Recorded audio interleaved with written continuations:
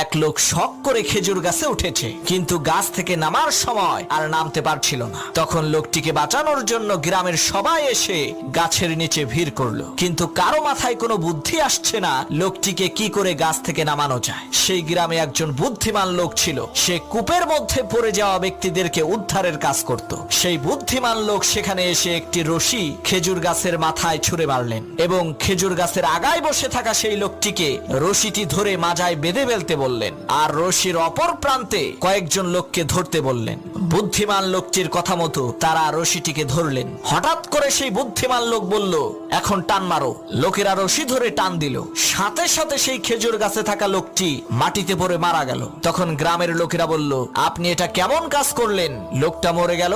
তখন সেই বুদ্ধিমান লোক বলল, ভাই, এটা লোকটার কিসমতের দোষ, আমার কোনো দোষ নাই। এই একই টেকনিক খাটাইয়া অনেক মানুষকে আমি কুয়া থেকে বের করেছি।